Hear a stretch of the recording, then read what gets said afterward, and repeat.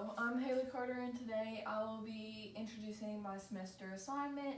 And if you hear any noise, it's my cat. It's nighttime. He's going crazy, and I'm sorry if the video footage is not as good as I wish it would be, but COVID got in the way, so I gotta do as what I have here. So, some background information from Charter, and all the pages are listed here, is it's background information on fiction and just related information that helped me apply my knowledge to while I was reading short stories. It was hard at first when I first started the class to read all the stories, but then once I got to understand some of the commentaries that talked about information that you use for short stories, such as a narrative and how narratives, prose fiction is shorter than a novel, critical approaches in the literary text, glosses, it all helped me understand text much better and allowed me to actually understand and allow myself to grow in my knowledge of writing rather than just hating reading like I used to. Reading fiction helps me in life. So the short story Sunny Blues helped me because my uncle is actually was a drug addict. Now he's getting help, but it helps me gather knowledge that others in the world do go through the same similar situation as me and my family did. I have a love-hate relationship with my uncle, obviously, and I'm not really allowed to be with him right now, and he just has to learn to be independent and strong on himself rather than rely on others like he has in his whole life. So this story really helped me understand and let a lot of my hatred down rather than keeping my hatred build up on my uncle. So the story says, according to Sunny's Blues, wrote by James Baldwin. James Baldwin said, Sunny abruptly, her voice reminded me for a minute of what heroin feels like sometimes when it's in your veins. My uncle actually shot up meth. Therefore, it's kind of a similar situation as what my uncle went through. And I'm sorry if my cat's in the way.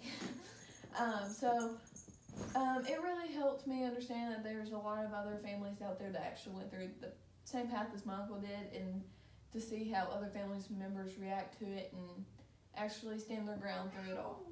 James Baldwin also wrote in Sunny Blues, ain't nothing you can do, can't much help old Sunny no more, I guess.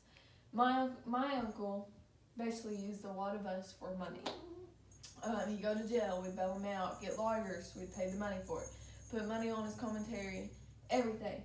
And he never said sorry or anything, and it really hurt us, and that's why I have so much hatred build up, or not necessarily hatred, I never hate anybody, but anger towards him. And so me and my family realized, there ain't really anything you can do. They have to want to get clean on their own. Authorial intent gloss. Authorial intent gloss is used for an aim and plan of the author to understand the text. I believe Sunny Blues author Baldwin used this aim and plan as to allow the audience to let their feelings down, rather build up hatred, and just kind of disregard the story. The aim and plan allowed me to put my anger aside while reading, and it allowed me to realize there's other people out there that are going through a similar situation as me. And it really helped me get intrigued by the story, considering my dad's name is Sunny and my uncle's name is Brandon. So Sunny, being the title of the one that is on drugs, is totally opposite of my family, but it's interesting on the twist of it and how it kind of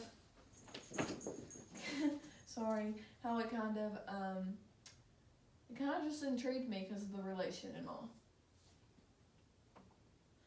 Some commentaries is the Alpha Company. It states, Mad Mark once said after war, in the absence of other U.S. wars, he might try to immerse his life in Africa. That's from O'Brien on page 1089.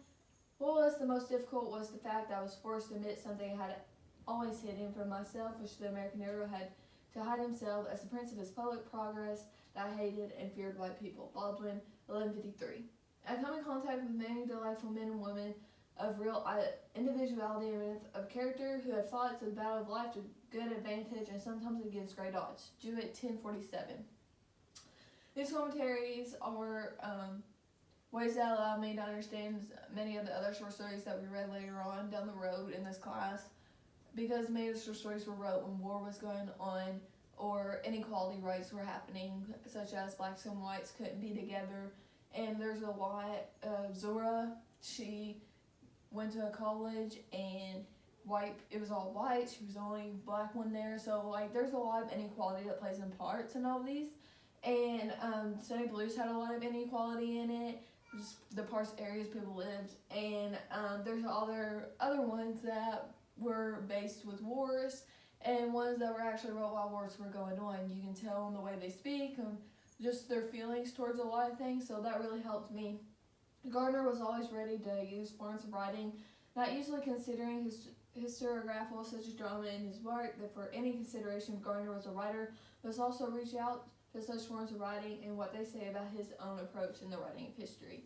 Nixon 121, which basically says like, authors have different forms of writing, and a lot of them have different forms of writing and allowing history to play a part in their writing. Reading fiction to understand life morals. This is occurrence at Owl Creek Bridge, and basically at the end of the day, he died by being hung. I believe the moral of it all is don't be stupid. Live your life. Don't go off and take risks and then leave all your loved ones behind hurt.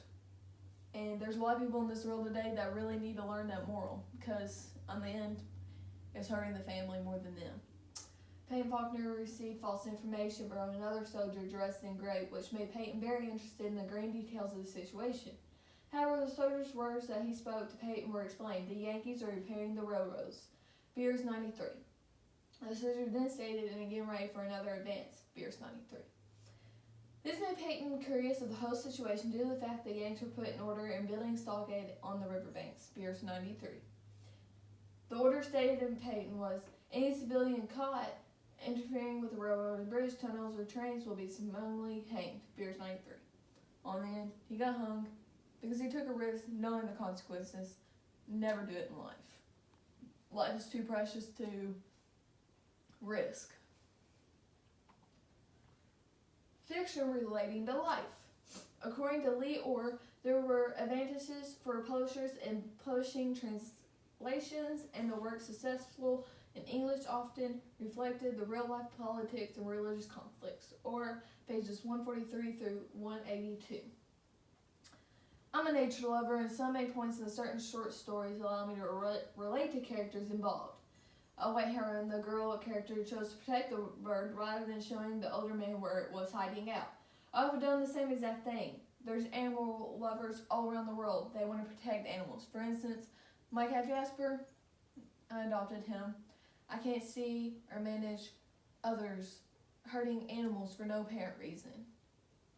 So the story really hit hard for me because it made me realize there's a lot of other animal lovers out there, and there's different ways of styling your writing by putting things in there that you love with your whole life.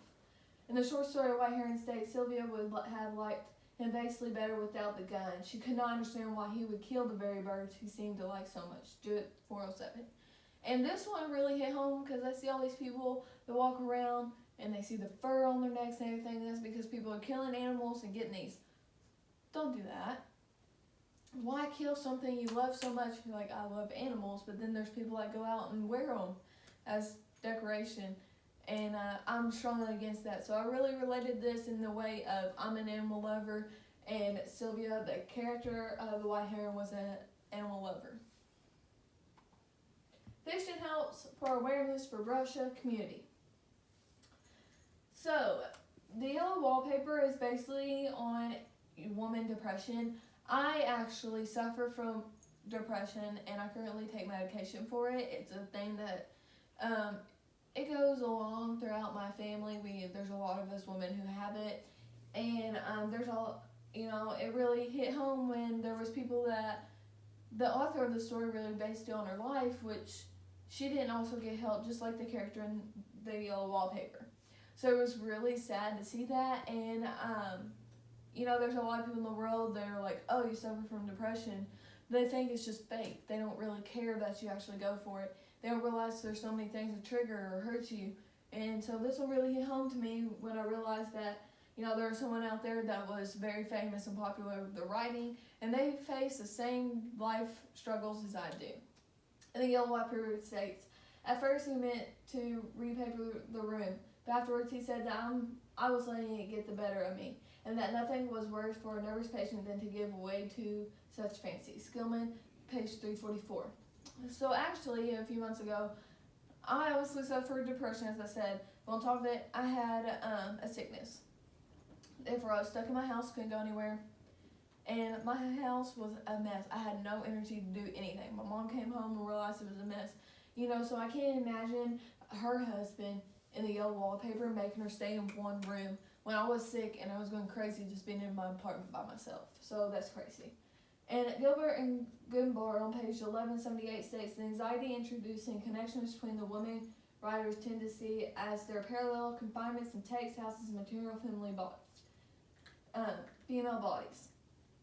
Basically, there's so many people in the world who have anxiety, and there's others that women writers actually tend to write about it and try to make parallels and try to embrace it in their writing. I believe this could also go for the Brushlight community. There's so many more people in our campus that need help also, and I'm obviously one of them, and I could help. I could walk out and I could make awareness on depression on our campus. I feel there's so much more in this world that you could do to help others in our community, and therefore I think it could really help Brushlight and bring awareness. Fiction gives you courage. Life is all about battles to overcome. However, there are two short stories that I personally read that are about women who stand up for themselves and beliefs. A Rose for Emily. She states, I have no taxes in Jefferson Toe. They never appeared. Show the gentleman now. Faulkner, page 315. So obviously, A Rose for Emily, she tells the main people of the story, bye, I don't have to pay you nothing. And then How It Feels to Be Colored Me states, how can any deny themselves the pleasure of my company? It's beyond me. Kirsten, 1040. So she's actually a colored lady, and she don't let it define her. She's like, everybody's the same. Doesn't matter your skin color. So these people stand up for themselves, and I'm a person who lets people walk all over themselves. So this really helped me through writing to read and realize I can stand up for myself in particular ways as these women did. They were actually idols to me, and I can't imagine being in their situation. It's not even as compared to mine. There's just so much worse, and then they embrace it. So I feel like I should embrace myself just like them. It really taught me to embrace my life, embrace myself, because God made everybody different.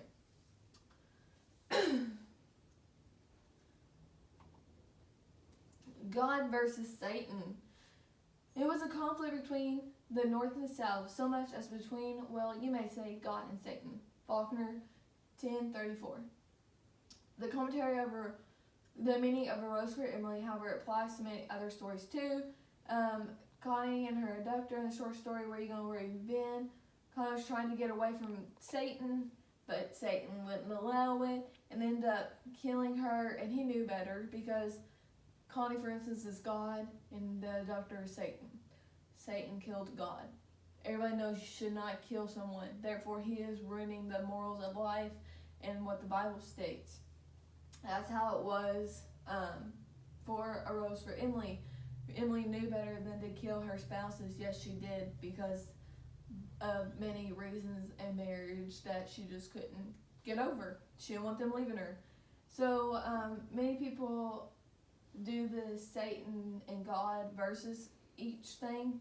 And I believe that it really allowed me to understand there's different elements in fiction and different ways you can portray fiction, and uses pros and cons versus such and such. And these two stories really showed me how you compare two things and make a story out of it, and it really allowed me to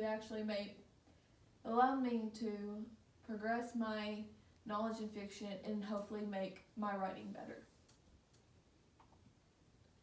Be courageous. Connie stood barefoot on the linoleum floor, staring at him. What do you want? She whispered. Oats. 691. So where are you going? Where have you been? It shows how courageous she is, but she was still frightened, but she didn't show it. You know, she knew she was in trouble, but the guy somehow knew every move her and her family were making. But she tends to keep, instead of stressing and pushing the guy, she just sits there and she really embraces the situation that she was in rather than crying and trying to lock all the doors. She really obeyed the rules. And this really applies to me because, you know, I live by myself, so it's very scary. And I would realize now if I have an intruder, don't go against his wishes. Therefore, you're automatically going to get killed. At least at the end, she still had hope, and that's what I would have too. This also goes for our brusher community to make a brusher community safer. For example, me walking class to class, there's ways we can put video cameras up at the places we don't have them to make all of us safer as we walk in. Which you can never trust anybody in this world today. So fiction shows that you can have a little trust in others. Spiegelman says on page 875, "You murdered my mommy and you left me here to take the rap." Hurston on page 378 says, "Nah, now Sky, you don't keep doing that thing around here trying to scare me to death. You knows I'm even scared of earthworms." So basically, they're both, one's son versus mother, and one is husband versus wife, and the husband is hurting the wife. And you would think you could trust your spouse. You feel like you could trust your mother. But at the end, you can never trust others in the world.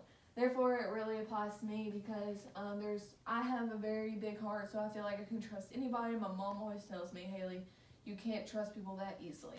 So therefore, it tells me in fiction in a way that there's not ways you can actually protect yourself and trust others. The ones you love dearly and close to your heart could actually hurt you. He purchased a handgun saying he needs it for target practice. This is the thin part of the plot, but it can be dealt with later and shoots the two of them and himself. Artwood 22. Here's another example of someone shooting someone that they actually love, and in the story they were actually loving each other and everything, and then he comes up and just shoots them because he don't like the way that something happens. That's a boyfriend versus girlfriend type of situation. So, I mean, I have a mom, and I have a boyfriend, don't have a husband, but therefore I know how it feels to love them to death, and I couldn't imagine them hurting me in the ways that these stories have shown. So I always gotta keep my heart kind of closed off, love them all, but never get your hopes up. And there's short story, Prisoner on the Hell Planet of K Story. That's the first one up here. The second one is Happy Endings. Or no, the last one's Happy Endings and the middle one is Sweat. So therefore, I believe you can't really trust anybody, but that also applies to brush students. You can't really trust anybody. Fear is real in fiction. Into this, she sank, pressed down by a physical exhaustion that haunted her body and seemed to reach into her soul. Chopin 231. I felt a wave of fear. My teeth chattered. My skin turned to goose flesh. My knees knocked. Yet I was strongly attracted to look in spite of myself. Elson 296. Everyone has fear, and fiction showed me that. Everyone on campus could have fear. I could have fear. The Story of an Hour and the Battle Royal is what these are from. This is Battle Royal. This is Story of an Hour. And the individuals show being afraid, but it's okay to be afraid and express yourself. I'm very bad about not expressing myself, and I'm sure there's other people on the campus that aren't good at expressing themselves. So therefore, from these stories I took is express yourself, don't hold fear in. Everybody has fear. Second of all, our campus, to better it, and to read fiction and everything, they can read these stories and understand that there's ways that we can add on to our campus to allow more people to be there for the students and express themselves rather than hold their fear and anxiety in, because at the end it could hurt you and actually put you in a state of depression. The author, Zora Hurston. So, I believe biographical gloss is used to understand the history, demographical details of someone's life. The short story allowed me to understand pieces of Hurston's life. So according to Zora knew it all about Howard's reputation for scholastic excellence. She knew that it was for Negroes when Harvard was for whites. Zora had a rough childhood. She had to work for everything she owned. She was homeless at the age of 9, and she has many rewards. She went through a lot, but at the end, she overcame it. This shows the Brusha that there's never a way that you can't progress in life. There's never a way that you can just give up. Don't give up. Zora didn't give up. She was homeless at the age of 9. I can't imagine taking care of myself at the age of 9. But she didn't give up. Therefore, for myself and others in our Brusha campus and our campus in general, you should, put flowers up and other things to stay, don't give up. Life's too short. God made you for a reason. And that's what I found out from reading about her. And new historical laws, using places and times of events to interact and understand today's modern world. So, she actually went to a school where, Harvard was for whites, but she went to a very smart school. And that's inequality rights that was actually going on. So to help me understand her, I had to realize what was she going through and how can you apply that to modern world. Well, today, African Americans and white do go to school together. Brusha campus, we have all kinds of different ethnicities all together and cultures and backgrounds. So therefore, it has improved. And there's a lot of programs out there that help to keep equality together on campuses and around the world. So it helped me, the new historical laws allowed me to compare from today and how she was and how her progression helped us. Brusha difference. The short story, Things They Carried, is a great story for Brusha community to read. The reason this should be good for Brusha, it relates history while reading fiction. There's never enough time that people in this world cannot learn about fiction. Fiction is a way that will help us learn about new things that our ancestors did. It will show Brusha students how easy we have it. After reading all these other stories, inequality rights, wars going on, Vietnam, Korean War, it's crazy how these people had to fight and do what they did for all of us. Therefore, it showed me how easy I have it in today's world, even though COVID-19 is really putting a damper on everybody. According to Nick Bentley, this has shown a capability to be exclusive towards themes and trends from other parts of the world. The range and scope of the national novel has benefit in this context from Britain's specific colonial history, which has influenced several writers such as Zadie Smith, Monica Alley, and Samuel Rushdie. Bentley, pages 192 to 197. So this story, The Things They Carried, was actually wrote while the Korean War, Cold War, and tent offense was all going on. This was all in the mid-late 1900s. And the historical gloss actually shows and explains events and actions that happened during the time of this text. So the historical gloss actually allowed me to understand and put all together this information to actually see what the characters were going through throughout the fictional story. Be an illusionist to help the Brusha community. Ray Bradbury stated, "I am not such a science fiction writer as I am a magician and illusionist." Charters, page 121. An illusionist is someone who produces tricks for the eyes of people. It can be a good thing for the campus and the students on campus. It should try to catch their eyes to be performing well on good academic tricks. For example, say for a final extra hard, others would be like, "How did you pass that? You had to have luck." No, you might think it's illusionist, but I'll tell you that. But in reality, I just really worked hard for it. So this is kind of a funny thing and twist that I put on to really help myself and a way of expressing myself to others in a funny and unique way. Psychological gloss. Psychological gloss is used to understand the human brain, behaviors, emotions, states, and others to understand the text. According to Sam Weller, Bradbury is one of the greatest idea men of the 20th century literature, a remarkably prolific writer who has explored his many philosophies, moral viewpoints, and humanistic themes through a colorful prism, poetic language, and fantastic fable. Weller, it was actually the introduction of that. Ray Bradbury was an author who states that he is a magician, not an illusionist. Reading about the person he is in the real world allowed me to realize that his behaviors are more jokingly, in a serious joking manner, and that he really keeps his emotions hidden, and it's hard to understand because of his unique humor, but he explains his thoughts and actions and how he writes, and that's kind of the human behavior. So the psychological gloss allowed me to understand him better, and it would be really unique as I grow up and really kind of put some of his humor into mine. Be kind, humble, and giving. The gift of the Magi states, the Magi, as you know, are the wise men, wonderfully wise men, who brought gifts to the babe in the manger. They invented the art of giving Christmas presents. Porter, page 805.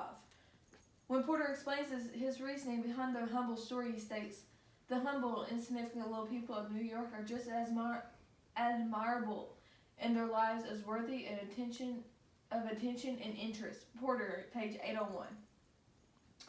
So, fiction has really opened my eyes, as the gift of the Magi states, to be a follower of Christ and to be humble and giving. As these kids a kid growing up, you always thought, oh, Christmas presents. You only thought about what people were giving you instead of realizing, I want to give to others. And as I've grown up, I've realized I want to be like the wise men. I want to grow up being a giver, not a receiver.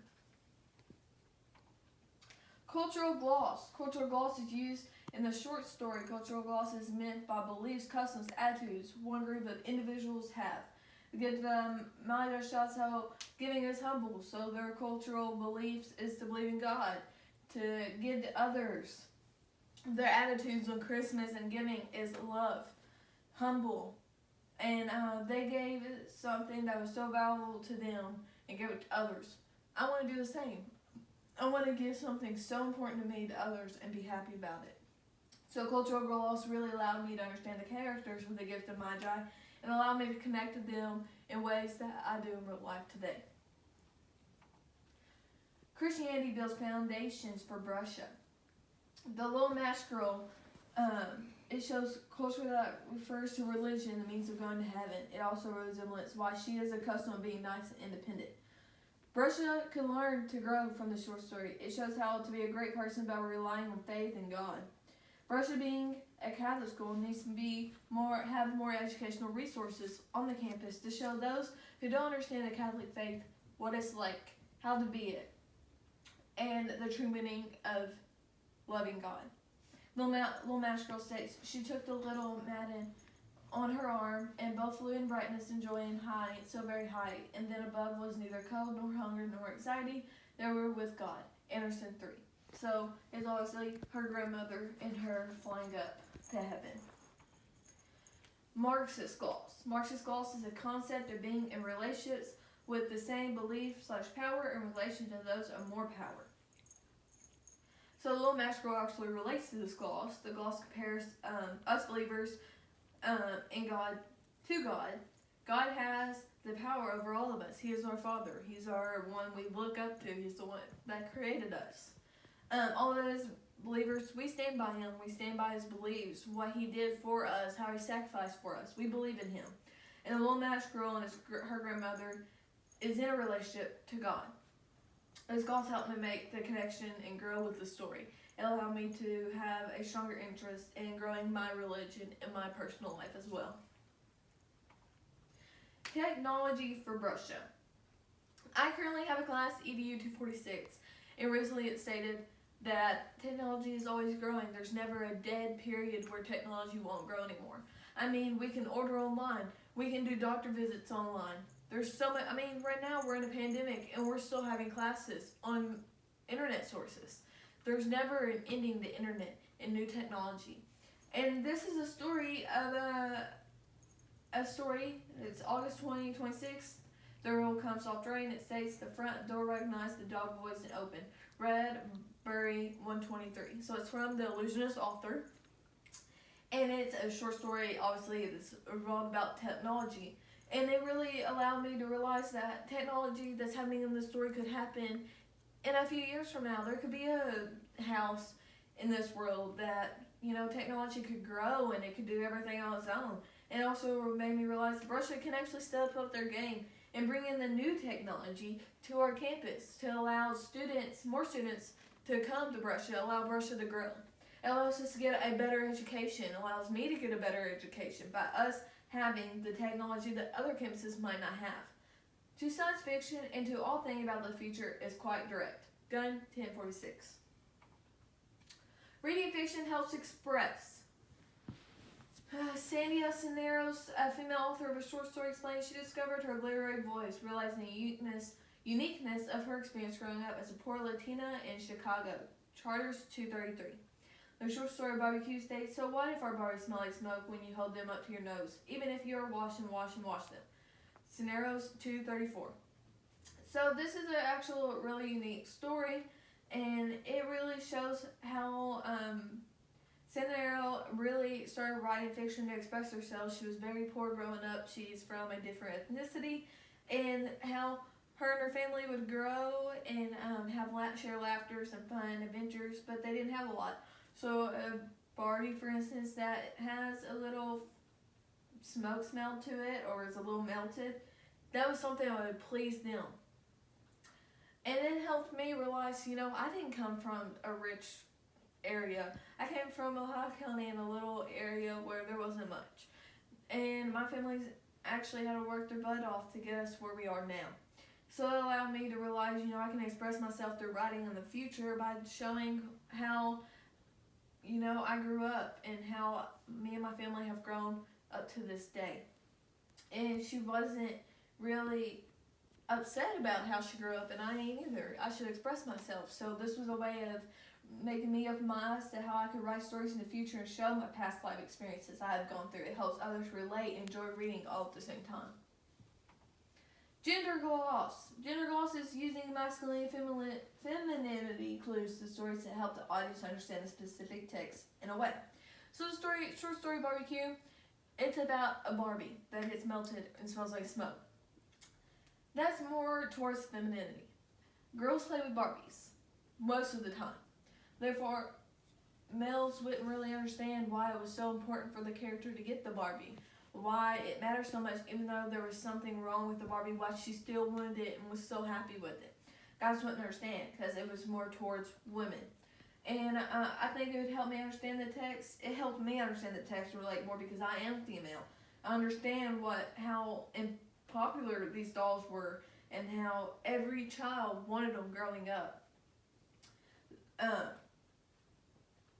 Boys more likely would not know that. Writing is visual. I wish I lived close to the river, to the falls, where goats and salmon jump. I wish I could sleep. I put down my paper or book and turn off all the lights, fly quietly in the dark. Alexi 14. The air of morning was so clear that the snow still crowded me. The 18 peaks burned with white gold fire across the miles of sunlit air under the dark blue of the skies. Gun 555. The Lone Ranger and Cosino's Fight to Heaven, and The Ones Who Walk Away from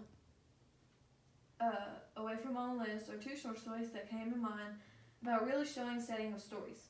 Setting is the place and time the specific story took place. The visual scenery that these two stories show allowed me to keep intact with the story and also visualize in my head what was going on. It showed visual clues. It could also help other students, including myself at Brescia, become better writers and exceed in their degrees.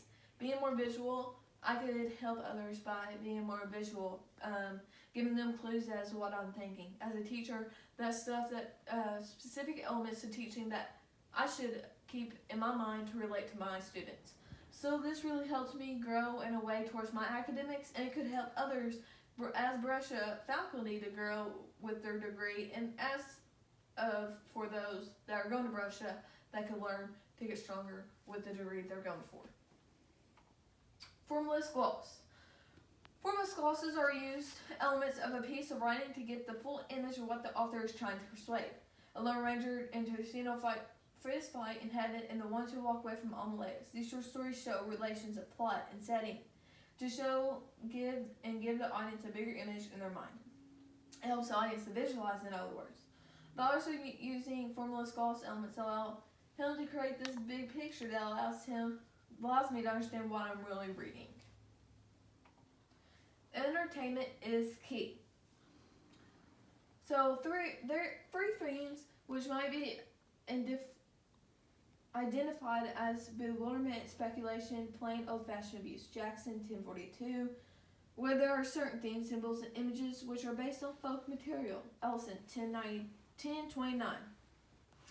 I get bored easily, so seeing unique themes out there that you don't necessarily see in many short stories, it's really unique. Using old-fashioned elements that people or my community or the brush community today would not realize because we're still young.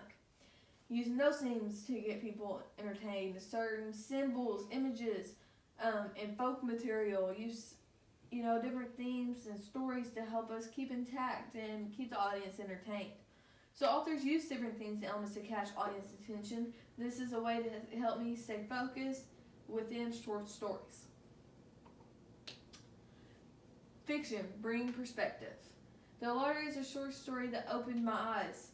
Many people in Owensboro, Kentucky really probably wouldn't have a vote at the end of every month to stone someone. So this one really opened my eyes because I wasn't really used to seeing something like this. And I'm sure if people from this town came to Owensboro, Kentucky, they'd be confused why we aren't stoning someone at the end. It showed me that different cities, different states, they do something different. Every city and state is different in some type of way, from laws to other perspectives. And it allowed me to realize that, because before I read the story, I just thought any city was any city. They do the same thing, right? No, they don't. And it realized that community members might have different perspectives compared to other communities. Basically, you don't judge. It taught me you don't judge others from their beliefs. In my eyes, this is wrong, but I can't judge them. They were raised like that. A stone hit her on the side of the head, Jackson 402, to stating how they stoned her. And it's crazy how family goes against family, but I can't judge. That's their own rituals. That's how their town grew up. And Owensboro just doesn't do something like that. The myth, the legend. So there's a lot of short stories that we read that has many myths or legends that are involved that were passed down from ancestors.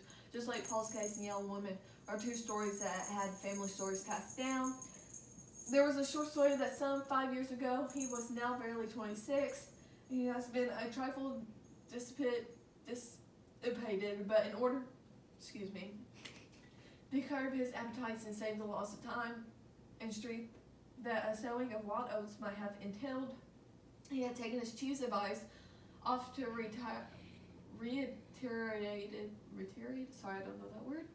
to his employees, and 21 has married the first woman whom he could persuade to share his fortunes. Cather, page 185. My old grandpa liked to tell these stories best. There is one about Badger and Cody who went hunting and were grown all day, and when the sun was going down, they found a house. Silko, page 859. Honestly, knowing these different stories from different cultures actually makes me feel a little smarter. And it's ways I could put myths that my family passed down into my writing. I never really imagined putting elements like that into my writing. And now reading these two specific ones, short stories, it allows me that there are different elements of writing that I could actually add into my writing to make it more interesting and put a twist on my writing. Not do the basics all the time. So, human rights. Everyone in the streets, there were demonstrants for all against the veil, Strathby 832. All the equality was due to the 211th, 212th, 213th Amendments to the Constitution and to the unseen vigilance of agents of the United States Handicapper General. Vonnegut Jr. 943. So this one's Harrisonburg, and the other one is The Veil. These are two stories that are about rights to humans. The Handicapper General basically takes all of the human rights from these people of this community, and The Veil, well, the community takes away their way of being schooled and the way of coming together as a community. So it was ways of showing that, back in the day, there was a lot of different times where people didn't get the freedom of speech or all these other amendments that we have. So I couldn't imagine going through something like this. And for the Russian community, students should read fiction like these stories to gain knowledge of how it feels to actually live in a place that doesn't have a lot of freedom, where you get punished for something that you're good at, or get punished for doing something good. So I couldn't personally believe people would live like this, and I couldn't imagine living my life like this, but there's short stories out there that really makes you open your eyes and realize that back in the day, they didn't have it as easy as us. And post-colonial gloss. Information that held me gasp the full concept of the short story Harrisonburg was knowing what a post-colonial gloss was. Post-colonial glosses talk about relations to countries or places owning people. In this short story, people are owned away.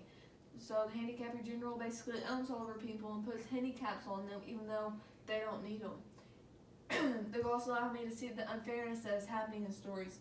I personally would never want to be treated in this way in my society today.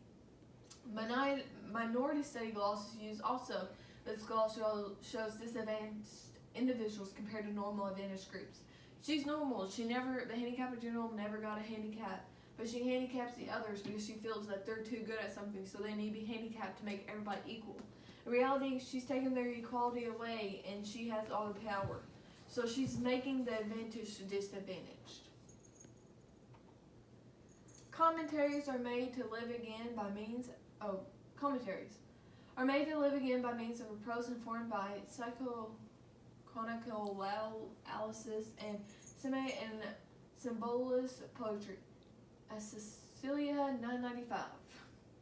Strappy uses graphic literature to expose the conflict between the Veil, she, and the antagonism. Plum 1095. These commentaries are from different short stories. It gives information on different ways of writing that authors use in their short stories that convey information in different ways. One author uses poetry and the other one uses graphic literature. For example, The Veil is all pictures with different captions. It's kind of wrote as a like a little story that you see in the newspaper, the little cartoonish characters. And so this far I have discussed the computing as writing metaphorical primarily as the future of computing. We have seen how this metaphor changes our thinking about the work of programming. Punday 126. The ideal scene of reading often figured in literature is the exquisite transparent meeting of two solitudes together in a room outside time and space. Costello 122. To write poetry, audience is key, and a key factor in persuading the audience to actually understand it and have a sufficient literature. So basically it shows how computing and using different metaphors, similes, all these different ways of writing into your work and meeting two different solitudes together really allows the audience to understand. And there's different ways of writing that makes the information more interesting for the audience. So I have too many work slides, so I made 3 slides. So here's one, and here's one. So I hope you liked my PowerPoint. I tried my hardest, and I'm sorry if the quality is not as good as I planned, but COVID-19 got in the way. And hope you have a good summer, and see you next school year. Bye.